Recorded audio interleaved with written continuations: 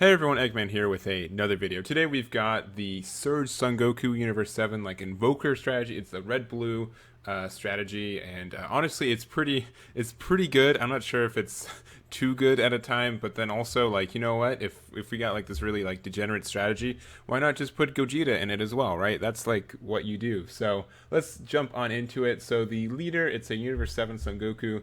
It has this active battle ability that when this card is in battle, choose one extra card in your hand, place it in your drop area, then choose up to one card in your life and add it to your hand, draw one. Then this card gets plus 5k power, and this goes negated for duration of the battle. So really cool, being able to plus you get to cycle cards from your hand that are extra cards, which are really nice because this is a really extra deck or extra card heavy deck. And then also you get to draw one and get the +5, so you can be aggressive with it if you need to.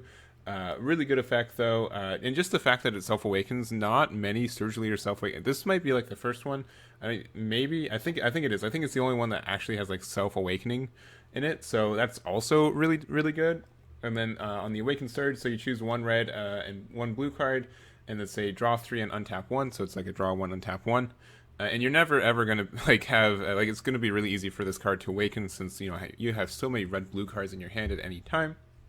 And then it has an active main battle. It's also a 5 or less life one, which is also nuts because both these abilities are really good. And I feel like this should have been like a 4 or less life, or maybe a 3 or less life. Not that it would have been a huge issue because you can once again self awaken. But yeah, so if it's 5 or less, you can either, if you have a Universe 7 card in play, you draw one. Then your opponent reveals their hand, choose up to one card for extra card or one battle card with 35k power or less, placed in the drop area. So that's great, just being able to do that on a proc. And then also you can choose up to 3 multicolor extra cards with different names in your drop area or your warp, and add them to your hand, which is also great, just going +3 out of all of a sudden. And this is both active main and battle. I feel like it should have been active main. That would have been fine as well, but being able to do both is great. So long story short, a lot of good card. Like this leader can carry the game by itself. I think it's a fantastic leader. And let's go through the deck. So if you don't know kind of how the Invoker strategy does, so first of all, Invoker. So when you pay the cost for a red blue extra card, instead of paying the full cost, you just have to choose one red blue multicolor card to rest mode instead, which is great. Being able to play all these cards for 1 energy are great. And so pretty much our big Invoker target is this Super Saiyan Blue Vegeta. It has Barrier, Deflect, and it's a 19k. So like the only way you can really get rid of this is either one, your opponent plays something that says get rid of a card with ignoring Barrier, which are becoming more and more common, obviously. Or you can use like Champa the Trickster to play this, goes in rest, and you can start swinging into it. But really great card, being able to just use this guy. He's pretty sticky in general, and he can just sit on the board and become an Invoker target for the rest of the game, which is great. So he's really the core of this. So you just plop this down turn 3. And then normally what you do also is that you can just awaken whenever you want with Surge Leaders, which is also good. So you can get an untap 1 whenever you really need it. And so you can play this Vegeta and then you untap 1. And so you've got this Invoker with 1 extra energy open. And then you can like use beans, or you can like use like dimension magic also. Like you have so much flexibility with your energy. And we're also running this new multicolor super combo, the Beerus. So if your leader is red or blue and it's your opponent's turn, when you combo with this card from your hand, choose up to one of your red-blue multicolor energy, switch to active mode. So it just kind of awakens your energy for you as well, which means that cards like specifically Emperor's Death Beam is the one that we want the most of. So it's active main, choose up to one of your opponent's battle cards, ignoring Barrier, it gets minus 30k power for duration of the turn. It's active main or battle. It just shows, it's active main or battle. So that's great, being able to just pop something like on turn 3. There's not going to be something with 30k power or more than that, unless they get like boosts. It's going to be really hard to not get this to proc and kill something. So that's good. The other extra cards are running, so 3 Royal Condemnations, being able to use this. So you have to have a Universe 7 leader, which isn't a problem. But if your opponent just plays tries to, drop a big threat. So like let's go through these. So this one is if they're about to play a big threat. This one's if they have a big threat out already. And then this one is if they have a wide board. So unless they have a wide board of big threats, you can just get rid of an entire board super easily. So all these cards have their own use. You pretty much just need to make sure you survive on turn 3, and then after that, it's super easy. And then we also run this. So we have pretty much two or kind of three win conditions in this deck, which might be too many. But so either one, we get to the 6 energy, which could be a lot. But if we do, we get to play this Goku, and pretty much what he does, he also has Invoker, and then you can just he untaps 3 because he sends 3 of your energy to the drop area, and then you get to play 3, ignoring their energy exhaust. So that's good. And then Catastrophic Blow. So if you only have the Goku in on the field, you can play this. No, sorry. If you have a red blue multicolor Son Goku, or there are no battle cards in your battle area, you just deal 1 to your opponent. So that's fantastic. Like even if like you have 5 energy open, you just need to swing and attack, like do 1 more damage. This can do it, but this also can do 2 damage with Ultra Instinct Son Goku on the field.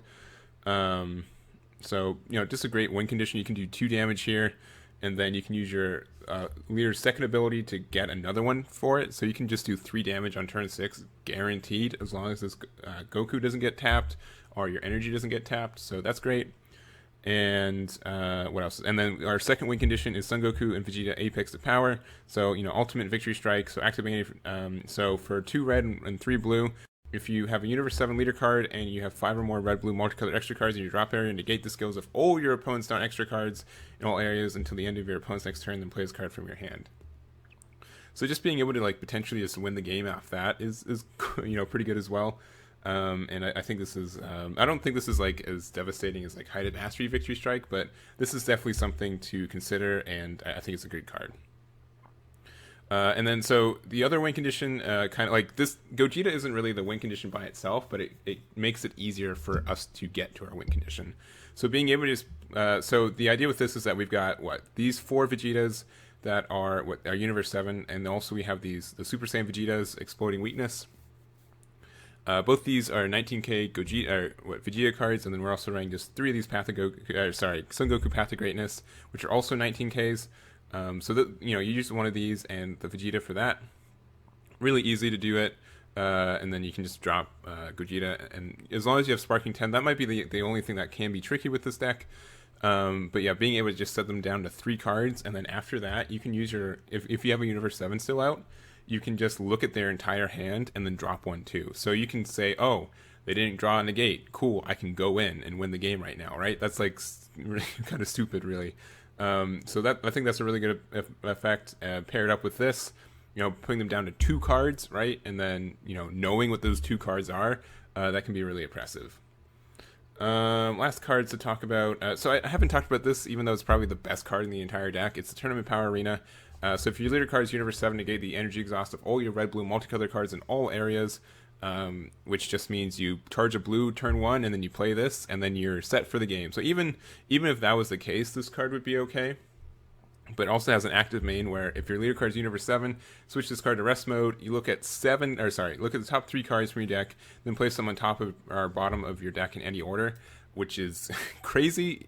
Without even if this was just the effect without anything else, this would be good. But then we also have most of these, so Emperor's Death Beam, Royal Combination, and also Catastrophic Blow. They all have this effect that you can send this card from your drop area to your warp. Look at the top card of your deck. If it's a multicolored extra card, you can add it to your hand. Otherwise, place it back on top of your deck. But that just means already you get to cycle cards from your drop area to your warp. You have to be careful though, because there is reverse synergy with Gogeta. But if you need a card, you can definitely do that. So you can do it once or twice and be fine with it. So that's good. And then the other effect, that's just great already. Even if you don't draw for the turn, you can just make sure you get the card you need next turn. So that's good.